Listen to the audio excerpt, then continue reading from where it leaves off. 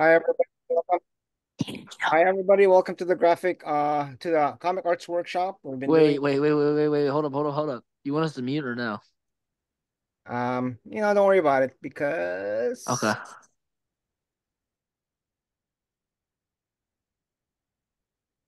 hold on a second, Paul. Okay. We have a couple What happened? I don't know. Bye. Okay. It Every gets once in a while we annoying. get we get kids in here who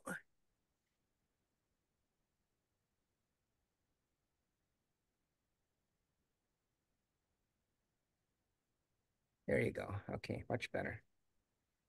So I think that took care of everything. Every once in a while, we'll get people who just come in here to spam, and they sounded like a bunch of kids, and they were already getting a little bit unruly. So I just decided to preempt it. I hope nobody minds.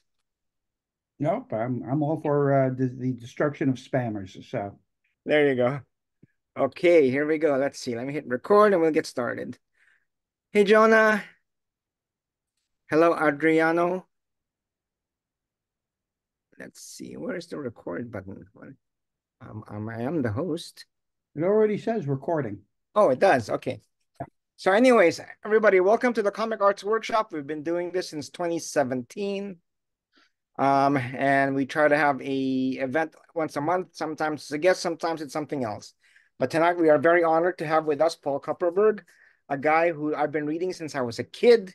Yeah. Superboy, right? Yeah. Yeah.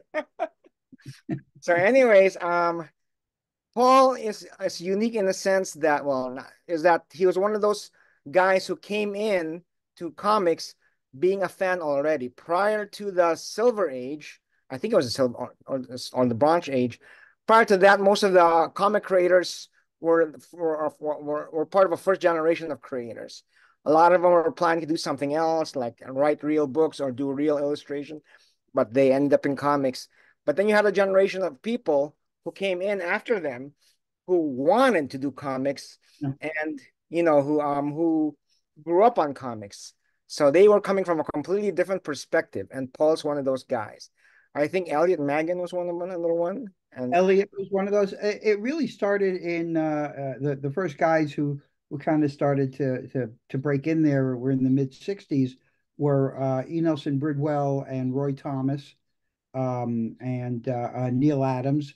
He was a relative, a newcomer. I think he was 66 or 67. So, those were the first time fans were starting to make inroads into the business.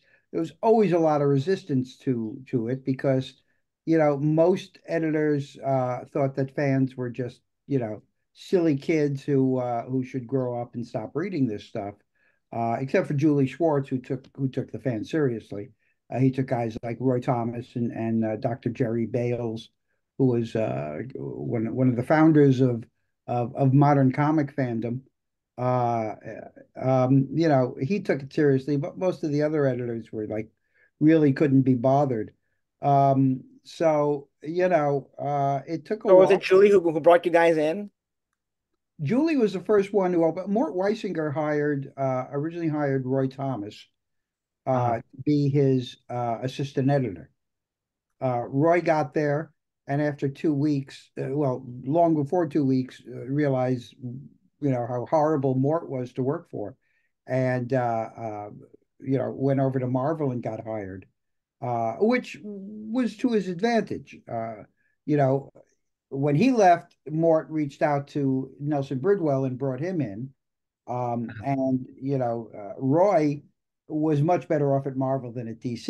Even I spoke to him for the book I just published, Direct Creativity, um, uh, and he said that if he had stayed at DC, he would have been stuck as an assistant editor forever, like Nelson. But by going to Marvel, which was much smaller and much less structured, he was able to get in there real quick and become a writer and editor and eventually editor in chief. I thought Nelson was older, previous generation. So Nelson was a few years older, but he was again one of the first, one of the original fans to break into the business. He was from I didn't Oklahoma. realize that. Yeah, he had already sold a few pieces to Mad Magazine.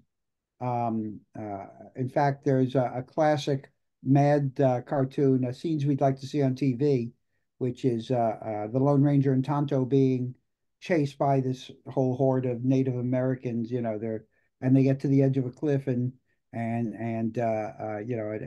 Ranger turns to Tonto and goes, "Well, it looks like we've had it, old friend." And Tonto looks at him and goes, "What do you mean we?"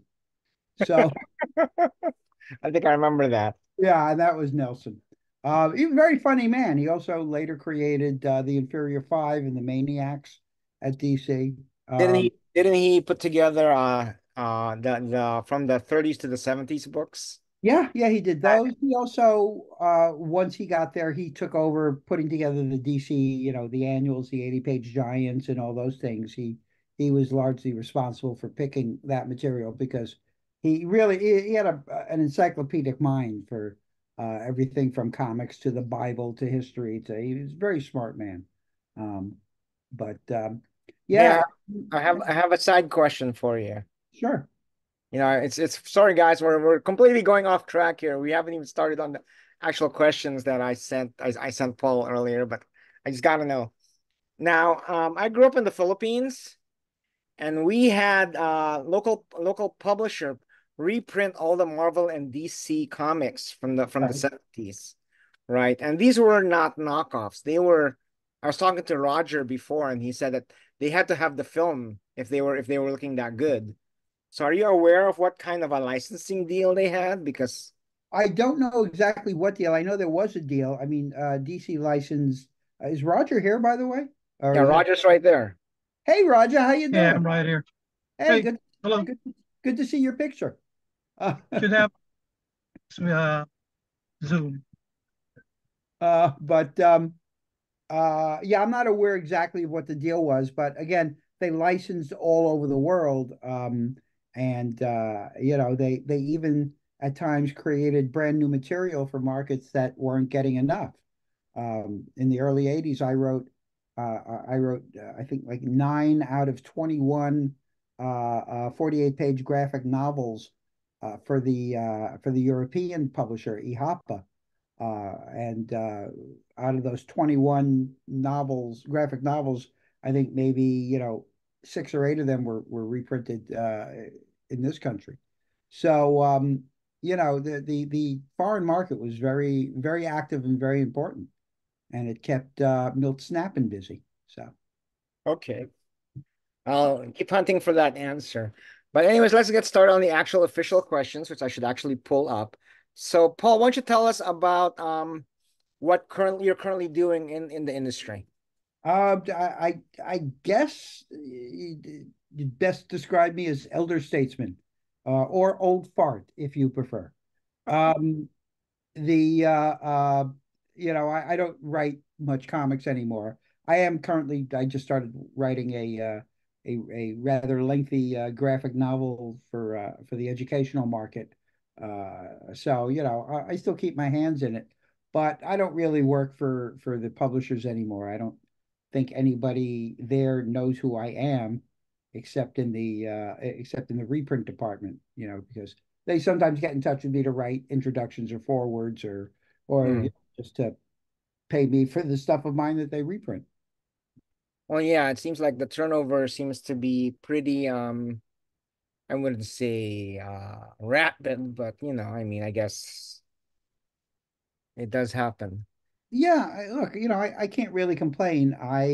In the mid '70s when I broke into the business, I eventually pushed out the guys who came in before me. Bob Haney and not me personally pushed them out, although I often wanted to slap Bob Kanigher. But the the younger one generation pushes out the next. It's just the way things work. It's natural attrition. So, that's what happened.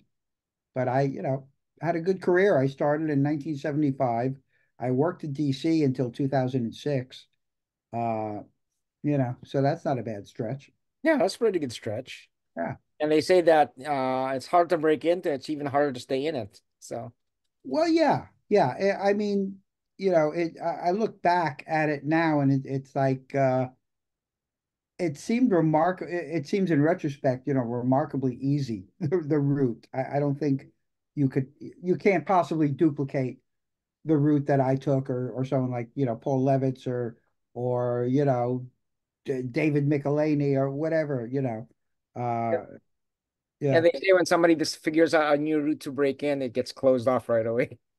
Yeah, yeah, you know, and again, I don't know what comics is looking for, what mainstream comics are looking for these days, and I don't really read much. I'm not the audience, frankly, a 68-year-old guy is not really who they want reading their comics. I don't think they mind me reading them, but they're certainly not making them for me. So. Now, how did you first get into the medium? Like, what really got you hooked on comics? They were just there. I was born, they were around. My brother was a couple of years older. Uh, my my uncle, who lived in the next apartment building over in Brooklyn, he was 10 when I was born. So, he read comics. They were always around, and I literally, I joke, I came out of the womb reading comics, but it ain't far from the truth. They were just always around, and I was, you Yeah, know. but a lot of kids read comics and they don't go into working for the industry. No, So, that's true. It's and again, in the book, Direct Creativity, that I just put out, one of the people I talked to was J.M. DeMatteis, and kind of like, that's the question I asked him: what hooked you in comics? And he said it's hard to tell because some kids can pick up a comic book and flip through it, and yeah, who cares? And other people like us, we pick up a comic book and we look at it, and the brain chemicals start firing, and we're hooked. I had cousins my age, the age of my brother, myself, in that same general age, living in an apartment between us and my uncle, literally next door to the apartment my uncle lived in. And when I was 12 or 13 years old, I was sleeping over at their house, and we were talking, and I said something about Lex Luthor, and they had no idea who that was. This is 1967 or 68. I couldn't imagine a kid not knowing who Lex Luthor was. But my cousins, never, never were interested in comics. However, one became a well-respected pediatric doctor, and the other is a well-respected dental researcher and scientist. So, who's to say they were wrong? right. So somehow I feel like I'm not sure about now, but when I was a kid, for me, comics was sort of like an escape from being sort of like the nerdy kid. And Yeah, I didn't have the happiest home life. There were troubles at home, and comics and writing were a great escape for me. I could go into a corner and fade away and disappear. I once had an uncle chew me out for ditching whatever they were doing around the house that I was supposed to be helping with. And I had been sitting in a chair right outside the door in the next room, doing whatever I was doing. I wasn't hiding. I just made myself disappear. yeah, I think that certain comics did that for a lot of people and Yeah. just helped us out. So let me ask you, I know I told everybody that you broke into comics as a fan. What's the actual story? How did it actually happen? No, I broke into comics as a fan. Yeah, in middle school, what we used to call junior high school in Brooklyn, I met this kid named Paul Levitz, who was also a comic book fan, and I didn't know very many comic book, readers, let alone fans. We got friendly, and he was already hooked into, kind of the fan scene. He had been getting fanzines and the like. Back in those days, you could get fanzines. You could send somebody a quarter, or first class postage, which was 6 cents, and a 6 cent stamp, and they would send you their fanzine. Um, so he had already hooked into that, was doing that, and we started doing our own fanzines. First few attempts were pretty pitiful, but at some point we decided to do a news fanzine to replace one that was retiring. I think called Newfangles, which was by Don and Maggie Thompson. And they announced they were gonna stop. So we decided we would take over. And we were in New York, we had access to the publishers, so we thought, what could be so hard? And we did it. We scraped together $20 between this is 1971, and we produced photo offset, fanzine that I don't, we didn't sell very many copies of the first issue, but the thing we were replacing, Don Thompson gave us a good review, and we bought a small ad in I think, the Buyer's Guide or something like that. And it took off. And Oh, you bought an ad. That's pretty forward thinking for yeah, probably. well, again, these ad zines existed. Alan Light did the Comics Buyer's Guide, or I forget what it was called back then, but so you could get a small ad for, $10 or whatever. So that's what we did. And you were getting interviews with some of the creators. No, no, no. We were doing news. We were just providing news and coming comics listings. We did we filled out the pages with reviews and columns by other fans and stuff. Tony Isabella wrote for us, Mark Evanier, few other people. So we started, we did that. At some point, Paul was hired by Joe Orlando first to write text pages and then to be his assistant editor as a summer replacement while Michael Fleischer went on vacation. Um, Michael never came. Paul was 16 at the time. Michael never came back, and Paul never left. So he stayed on as assistant editor and then finally, rose to I guess he wound up doing something else at the company. I don't remember what it was. But uh yeah, publisher and president of the place. So, and then I had always had ambitions to be a writer. And I finally, reached a point where all these guys around me were getting into the business, all these friends of mine, and it was, time to poop or get off the pot. So, which is an expression we use a lot in Brooklyn. Uh, so yeah, so I just I got my stuff together. I wrote up some pitches. I contacted a couple of editors, and finally, and Nick Cuddy at Charlton Comics bought bought my stories, bought my first couple of stories. And eventually, Paul called me from DC and saying Denny O'Neil needs a story for Superman family, and that foot was in the door, and the next thing I know, it's 49 years later, and what the hell happened to my life? So Now, during your time writing for DC, were you a freelancer or were you on staff? yeah, Well, how did that I'm a work? freelance. Yeah, I mean, I've done. I think I've done like 5 different stints on staff at DC over the years. Some temporary, some some long term, but yeah, I've done plenty of time on staff, but all the writing was done freelance. Got it. Now, when you got in, and you and your fellow, young creators, were you guys did you guys have like an agenda on how to on changing the industry or doing things differently? Nah, we were just happy to get the work. I mean, there were people who were in there. There were the Young Turks. There was Chaikin and Wrightson and Kaluta and those guys who were shaking things up and doing this amazing work.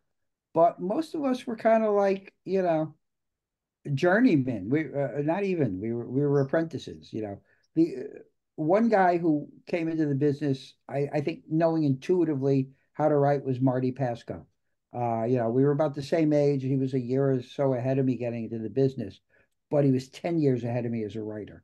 You know, I spent the first 10, 8 or 10 years of my career, just writing goofy superhero comic book stories because that's what I grew up on. That's what I loved. And then when I got into Julie Schwartz's office, he tended towards the goofy, which was fine. I mean, I grew up reading that stuff and had no trouble writing it. I wrote some silly Superman stories, but you know, that was the brief. What was it like seeing some of these young Turks like just make changes like, Neil Adams and Frank Miller? It's cool. At some point, it made me say, "Oh, wait a minute, you know, time to stop, doing time to get serious, time to do stories with some substance." I think it took me getting off of doing superheroes to really, before I really got into doing anything of substance in stories. It was kind of hard, when you're doing a Superman story, like, what are you going to do? What, Right. Yeah. and at the time I was writing Superman in action in Superman and DC Comics Presents. I was writing Supergirl, I was writing Superboy, and I was writing the Superman syndicated newspaper strip. So you get a little like overdosed on this and you have to go, like what next? What do I do? So you get a little you go extreme, that's why you do the stories where he's like, moving planets and things like that. It's just I got to do something. Um, but once I got away from that, once I got onto things like Vigilante and Checkmate, that were, certainly not grounded in reality because, you know, nobody has ever put on a costume and gone out into the streets to fight crime. Never in human history. So, it's not exactly real, but it's certainly a lot closer than Superman. So I think that kind of, and certainly writing a character like Vigilante, which was very street level, that pushed me towards it. I think I still have my number one vigilante somewhere. Yeah, well, you got to get to number 20. That's when I started writing it. That's when it got good. Um, what is the most memorable story you had working in the industry? It's hard to say. Most of it, because, the job is sitting alone in a room and typing. So there's not a lot of room for excitement there. But mostly it's been being able to interact with the people who I grew up on and whose work I loved and respected. Getting to work with Julie Schwartz, becoming friendly with him, meeting all these incredible people, Kurt Swan and Kurt Schaffenberger and Win Mortimer and, Neil Adams used to call me the not evil Kupperberg brother. And I took that to heart. My brother worked for him at continuity, so he knew from what he spoke. But so being friend and to this day, I go to a comic book convention and it's like, there's my old pal. I've known Walt Simonson for over 50 years. I've known, Al Milgrom for 50 years. I've known all these people my entire life, practically. Um, I think one of the weirdest moments was when I was at a San Diego convention and Julie Schwartz was very excited about introducing me to his old friend Ray Bradbury. Um, Julie in the 30s and 40s had been a science fiction literary agent and had sold Bradbury's first, I don't know, 50, 60 stories. And they were old pals and they kept in touch. And Julie also loved, like playing matchmaker and like he was excited that he could introduce us young guys to guys like Bradbury and Harlan Ellison or whatever. So anyway, we're at the convention. There was a cocktail party, and Bradbury was there, and he was like, "Oh, it's gonna be. I'm going to introduce you to Ray." And I've never had the heart to tell Julie that I've never been able to read Ray Bradbury. Just can't get through his books. Tried, nothing against him, just he's just not my cup of tea. I just can't read his stuff. And I'm not actually looking forward to meeting Ray Bradbury because when you meet these guys, you're supposed to go, "Oh, I'm a big fan. I loved your Electric Rainbow underwear suit story. That was great." And I had nothing because, you know, uh, and but there I am shaking hands, Julie making the introductions and and at the last minute, it just popped into my head that Bradbury had written the screenplay for the Moby Dick, the motion picture, the John Huston production with Gregory Peck and Richard Right. Baseham, um, which is, I like that movie because you know it, it's a good movie. So at the last second, I remembered that, and I brought that up, and I went, oh, I just rewatched Moby Dick a few weeks ago, and what a great movie! Hey, weren't you in Ireland, writing it on the fly with John Huston? And he goes into 15 minutes. He's thrilled. Because, normally people want to talk to him about his science fiction stuff. And so, he gives me 15 minutes of stories about him and John Huston in Ireland. Which is great. That was fascinating. But so things like that could happen just because of, to this day, I cannot watch very many pop culture documentaries without being no more than 1 or 2 steps degrees of separation from people in the documentary. You know, I've even seen movies and documentaries with actors playing people I know. So it's just, that's the most I think that's been the best part of it. Got it. Yeah, it's hard when you sometimes you meet these people, and if you're not a big fan, what are you gonna tell them? So it's Yeah. it's I saw you struggling. I understand. no, actually, my biggest moment was when I got a portfolio review from Jack Kirby. Wow. Okay. That was amazing. Yeah. I was Yeah. the year, it was the year before he passed. So Oh, yeah. Yeah, I only met him once or twice, briefly, and he never let you get a complimentary word in edgewise. Every time he tried to start to compliment him about something, and he drew, a comic I wrote, the Superpowers miniseries. But every time I try to say it, it was like, "Oh no, you kids are great. Yeah, you're doing so yeah, uh, he was very he didn't review my portfolio as much as he gave me a pep talk. yeah, So good. Yeah, no, he was a nice man. so from the time you started to the time you finished, had how had the industry changed? Ugh. Man, I don't know. I can't even begin it's a totally different animal. Like, I don't know how it works anymore. I don't know who anybody is. I don't know what's going on up at DC. I'm sure I still know people up there, but I don't know where they are.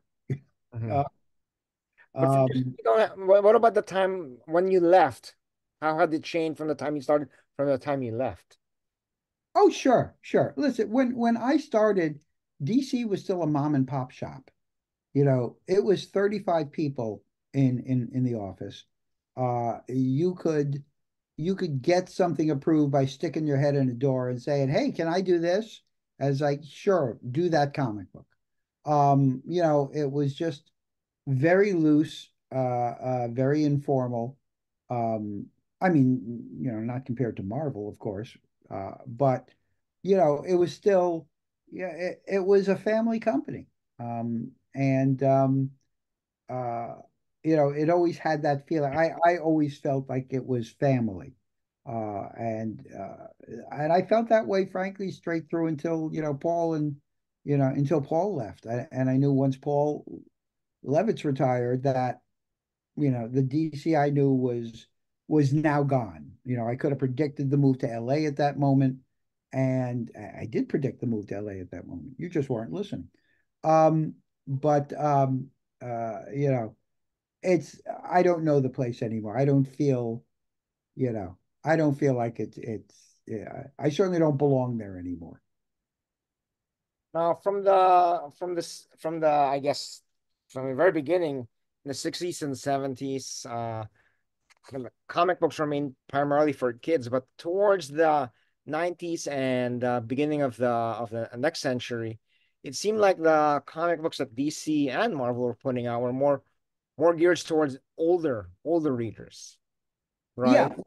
yeah. Now, The was that a conscious decision, or was that just like a just things just happened that way?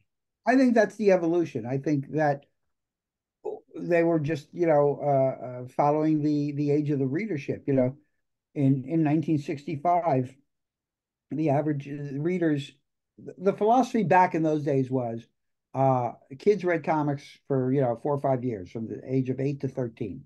And after that, puberty hit and they were gone. Um, if you look at the annuals from the early 1960s, everything they reprinted was 3, 4, 5 years old. These weren't classic 1940s stories for the most part. They were pretty recent. A, because that's what they had, stats of to reprint, but B, because it didn't matter. The kid buying that 1962 annual wasn't reading the comic in 1958, probably, where that story first appeared. And even if he was, chances are he's not going to remember. So, very different attitude. Then we came in and we started, writing comics for ourselves. And the readers followed. So now the average age of readers is probably 35 or 40.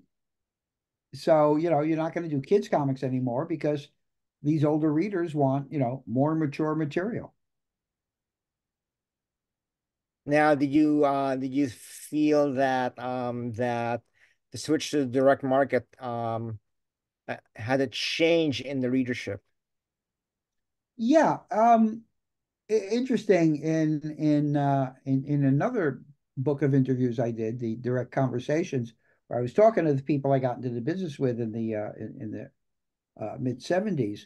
Uh, I was one of the people I spoke with was Paul Levitz, and his take on it was that uh, when we got into the business in the early '70s, there was this very prevalent attitude that comics was dying.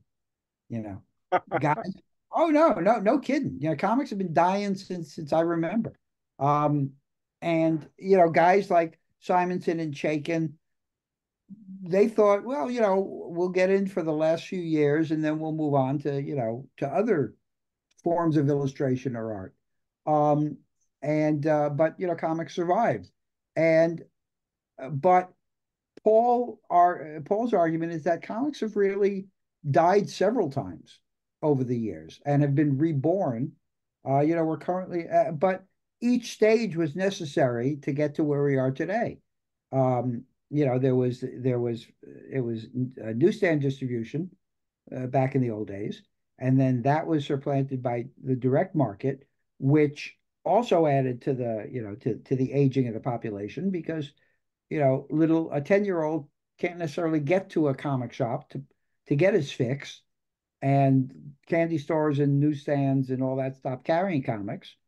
So the only people who could get to the comic shops to buy the comics were older. So but again, that audience build up. There was a peak at some point where there were 5, 6, 7,000 comic shops in the country in the '80s and '90s. There were 13 distributors in Was the. that on your mind when you guys were writing for older audiences, or it No, just so happened then? no, it is all retrospect. I don't think about that when I'm writing a story. I think about the story.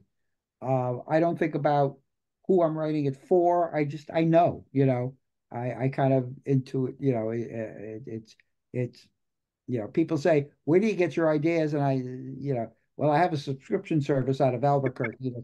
No, that's my job. My job is to have ideas. A comedian's job is to write jokes. Mine is to have ideas and write stories. So, um, but writing the age appropriate script is nothing that I'm not consciously thinking, oh, I better watch myself here. I just do it because that's the job. And 49 years of doing it. Yeah, speaking of death of comics, I was a few years ago. The wife and I were at an old hotel in Asbury Park, New Jersey, and they had a bound editions of New York Times, Hmm. and there was an ad in a 1946 New York Times that National Periodical Publications had put out about how comics was not dying. Yeah. This is Yeah, yeah. There you go. 1946. Yeah, So exactly. Right after World War II, sales slipped because the soldiers came home and they weren't they didn't need this junk to read in the foxholes anymore. And so yeah, comics have always been dying. They're still dying. perpetually. Hey guys, so does anybody have any questions? We're past the halfway mark. So if anybody has any questions they'd like to ask Paul, go Jonah. So it's interesting, Paul, that you spoke about kids from 8 to 13 reading comics and then, moving on to something else because I work in book publishing, and that's almost exactly the age range that we use for middle grade, which of course is maybe the biggest Yeah. market for comics right now is middle grade graphic novels. So I would love to hear what you think about the way that comics have evolved and maybe, the direct market in comic book shops not being perhaps the biggest place where comics are sold, but instead graphic novels, web comics, manga, all of these new formats that comics have been published in the last maybe 10, 15 years. Well, you know who the biggest publisher of graphic novels in the country is? I do, yes. Scholastic. Yeah, exactly. And that's great because Scholastic has the resources. They have they have the reach. They have do they still have Scholastic book clubs? I used to love the book club, man. That was great. I got some great books there. I got The Thinking Machine, and I got there was a book called The Magic Tunnel, which I really love. Illustrated by Jerry Robinson too, as I found out years later.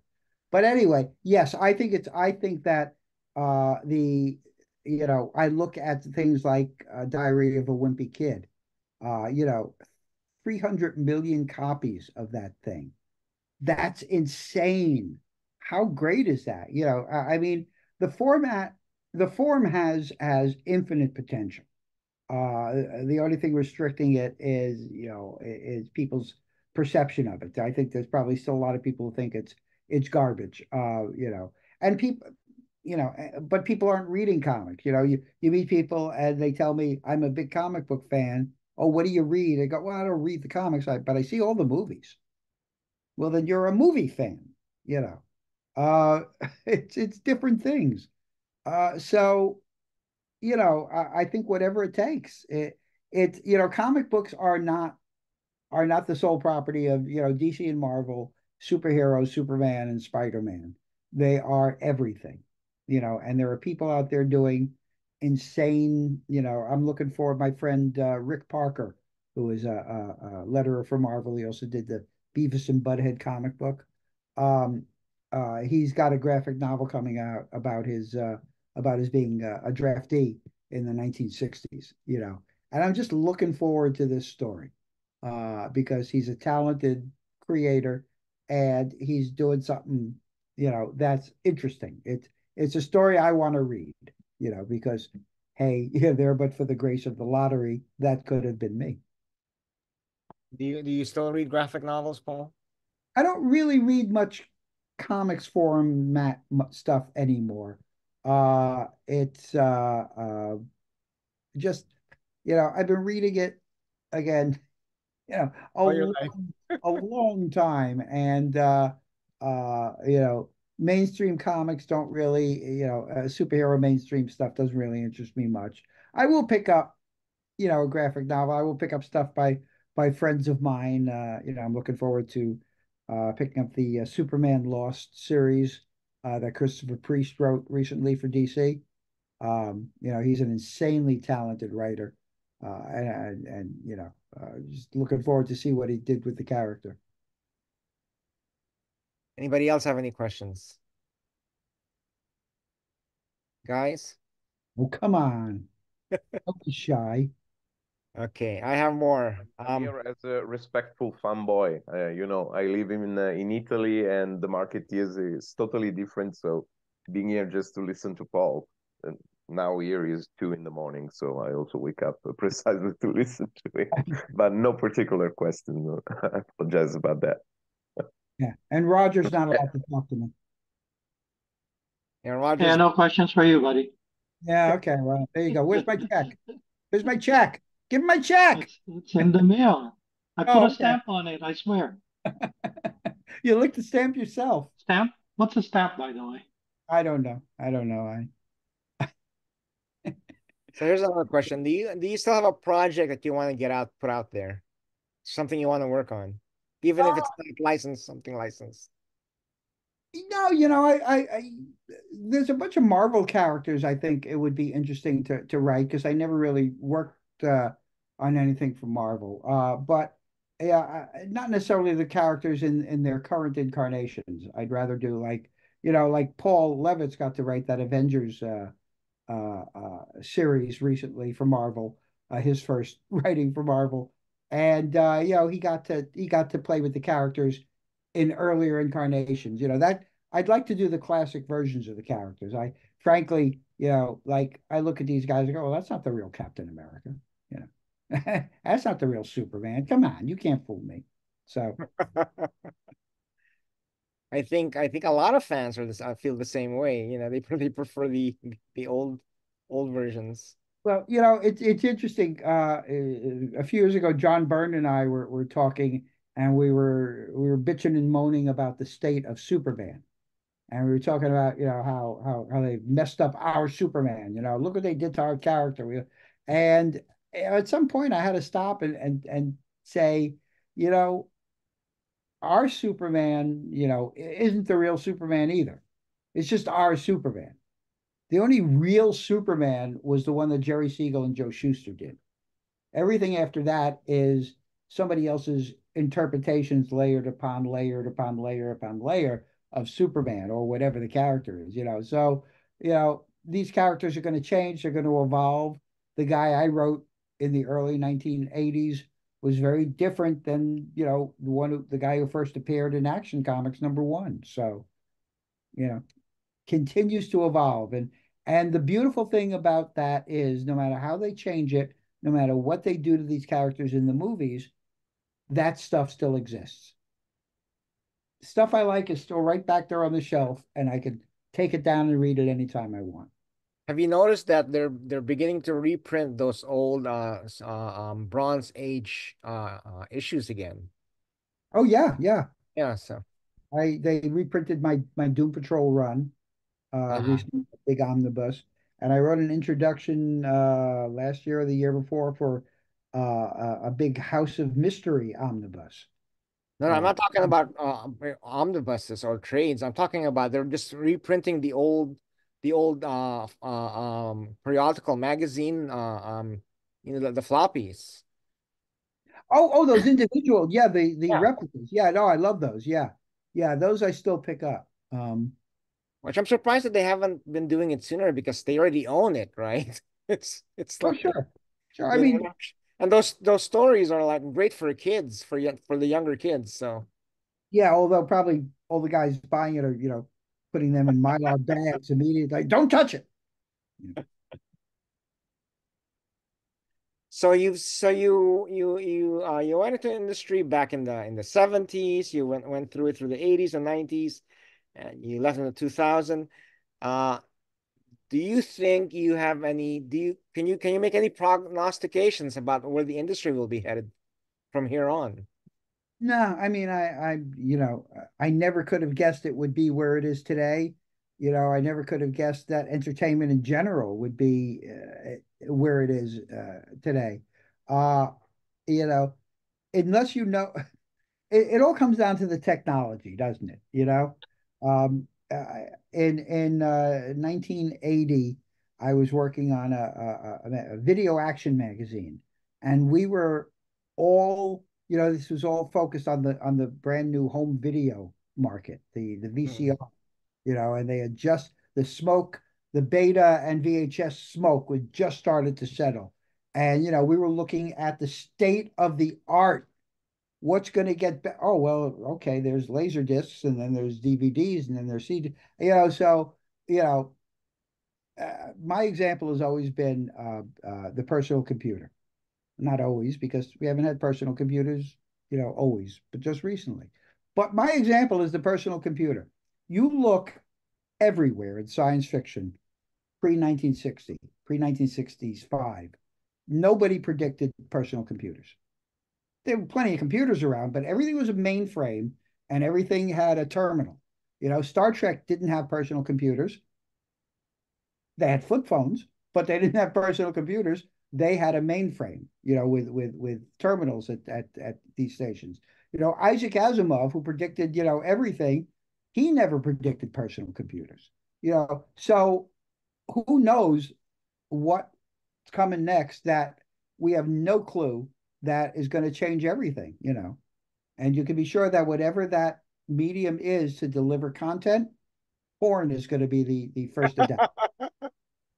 Porn is always on the cutting edge when it comes to delivering new media technology.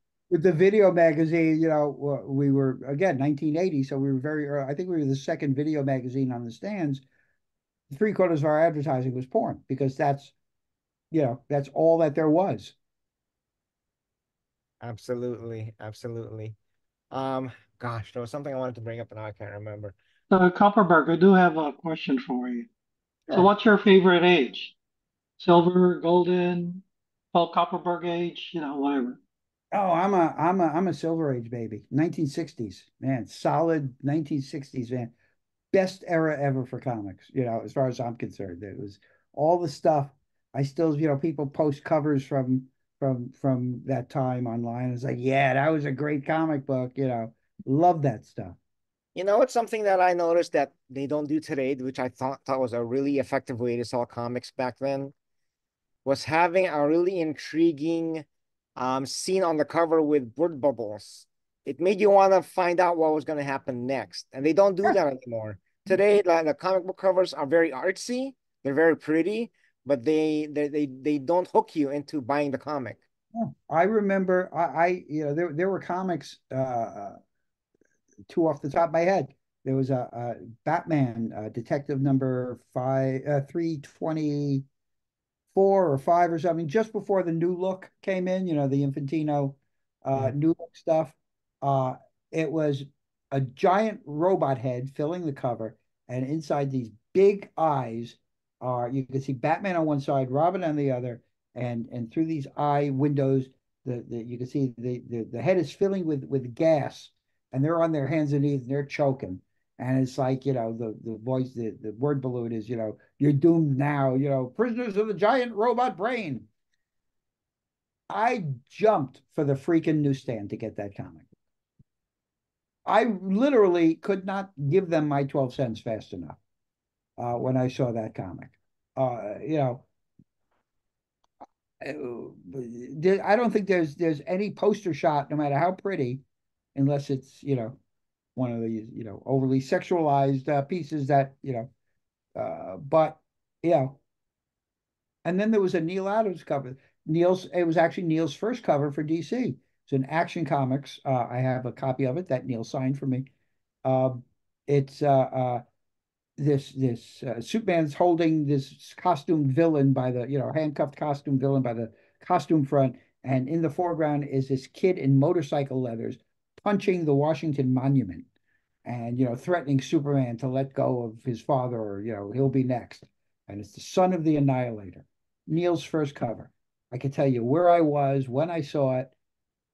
How fast I used to change for my father's cigarettes to buy it, even though I wasn't supposed to. It was that intriguing to me. So that I that doesn't happen anymore. The covers are a lost art in publishing in general, I think. Yeah, I You look wonder when that started happening, when they stopped using word balloons on covers. So I think it's got to do with the internet and so many things being thumbnails. I think that yeah. the reduced size on the screen. You know, somebody when I was doing my Kickstarter, somebody advised me to keep my promotional things very short and just one line of copy because people are going to be looking at this on their phones. Mm. You I know, also wonder if variant covers had anything to do with their disappearance because you can't really have variant covers with word balloons on it. So no, that's true too. Yeah, I'm sure. Yeah, I think it's just a lot of it is a style, is a current style of publishing. Again, you go into a bookstore and everything is just these. There's not the covers don't tell you what's going on in the book. right. Covers are pretty and they've got nice colors and but this doesn't tell me anything. This doesn't sell me. It's not like the paperbacks of the 1960s where it would be like, well, that's lurid. I know what this book's about. Well, as an artist myself, I can imagine that I'd be very reluctant to putting a word balloon on a beautiful cover. So, Well, then, get into another business because word balloons is part of comics. right. So, I once got a story that I wrote plot first, and I get the art back, and there is a margin note on a page that says, please don't cover this tree branch, on the side of the tree with a word balloon. I spent 2.5 hours drawing it. So I immediately slapped a word balloon over the friggin' tree branch because you shouldn't be spending 2.5 hours drawing a goddamn tree branch, on a monthly comic. Um, so, don't be precious. You're in comics. It's a commercial business. right. It's the comic book business. The very first comic book I ever read when I was second grade took me 3 days. It was an Action Comics. It was the story wherein these guys were trying to get into the Fortress of Solitude. Aren't And they always? Yeah. sorry? Weren't they always? Yeah. Yes. Anyways, does anybody else have any questions, guys? I'm gonna ask one more question and we're gonna call it a night. So we're almost at the halfway mark. So even though it's been a while since you broke in, do you have any advice? And usually what we ask is, do you have any brutal advice for people who want to work in the business? Yeah. Something I posted not too long ago was the realization that the one thing they don't teach you at freelance school is to have a thick skin. That no is part of the business. You send in something for you want a response, and you may not like the response when it's a no, but it's still a response, and you need to move on. This is a business that is largely about rejection, and if you can't take rejection, you might want to think about doing something else. That's the brutal part. The good part is just like just do it, man. Just keep writing or drawing or coloring or lettering or whatever it is, and find, you know, again, when I broke in, it was a very different era, and you made connections and all that stuff. It doesn't work that way anymore now, but you do have a showcase that we didn't have. You have the internet. So you can plaster your stuff all over the place. And if you're good, somebody might see it. Not There's no guarantee, but if you're good, somebody might see it and go, I'll give that guy a chance. I pulled people out of the slush pile when I was in editor at DC. I'd get this unsolicited material, instead of scrolling on the internet, I would open, random manila envelopes that were sent to me by hopefuls. And, I found Mike Diodato that way. I also found Noah Van Sciver that way, but Ethan Van Sciver, excuse me. So, nobody's perfect.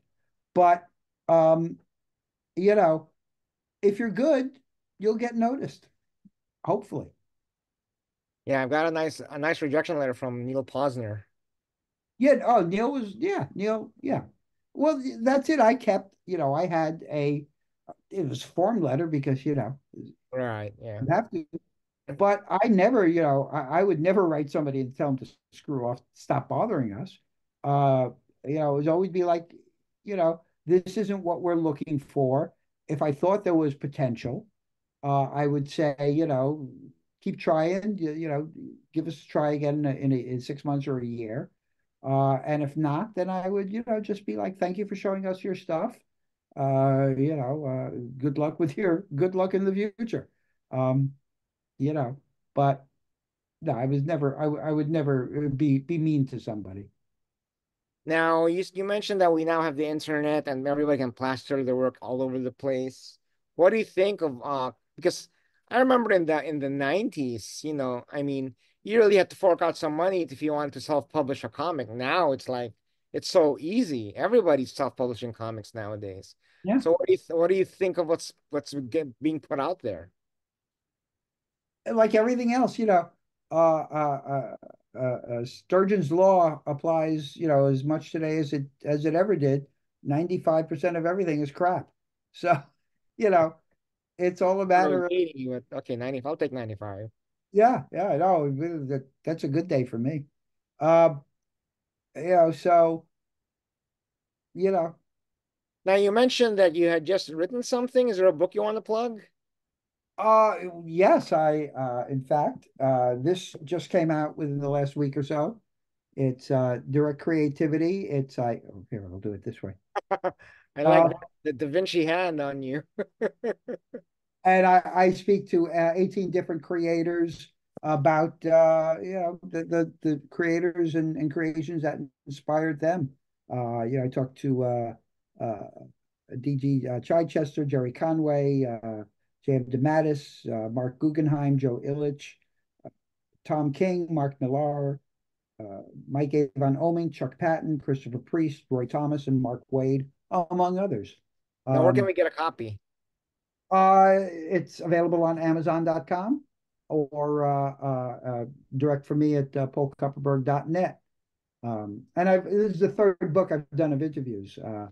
I've also spoke again direct conversations, which was talking with people like Paul Levitz and others. Howard Chaykin, people I broke into the business with in the 70s. So it's been a lot of fun talking to these people and getting their stories. I'm So assuming you who don't. owns, Go sorry, ahead. I was going to say, who owns paulkopperberg.com? Well, me and Oh, you too. .net. Oh yeah, Would oh it yeah. be for us to order it from your website rather than from Amazon? Do you get a bigger margin? Yes, but Okay. either way is fine and dandy. But you can get it signed and personalized if you get it through Order the. from your website. Awesome. Okay, guys. Well, thank you very much, Paul. This has been very enlightening. Thank you. It's a lot of fun. And Anytime we can talk is fun. I'll make sure I say hi again next time I see you at a con. Yes, yeah. I'll be at Terrific Con in August. Okay. Okay. Cool. So, anyways, just one more thing I'd like to announce. We have let me just pull up our schedule for who else is coming up after Paul. I know we have Hunter Goranson from Oni Press in a few weeks. We also have just get it so I don't have to guess. So we have Hunter Goranson on the 16th, and then on June 2nd we have Joan Hilty, formerly from Nickelodeon, now with a different animation studio, Avatar Animation, and Barbara Dillon, who is the editor-in-chief of Fan Base Press in June 20th. I remember Joan. We worked with Joan at DC Comics. She was an editor at DC and on the Vertigo line. Yeah, very nice Yes, it was. lady. Yeah, yeah, yeah. Yeah. Oh, I don't remember, Paul. You tabled at Diversity Comic Con for me, didn't you? Excuse Or me? I didn't you table or panel for at Diversity Comic Con for me? Oh yes, I did. Yeah. Yeah, yeah, I remember. My biggest regret about those panels is that we weren't able to get them recorded because I Ah, heard some pretty good ones too. So yeah. Well, at the very least, you can record the audio on your phone and get it that way. So Yeah, I my plate was full. I just wasn't able to assign somebody to just do that. That would have been yeah, great. no, those But are thank you very much. And everybody, if you could just give Paul a nice round of applause. please, except for Roger, make him back. And I will definitely pick up a copy of your book, and we look forward to hearing more from you. Thanks so much, Paul. Thanks Take a lot. It's fun. Good to see you. Bye. Take it easy. Yeah, you too. Thank All you. right, have fun. Bye. Thank you. Thank you very much. You're welcome.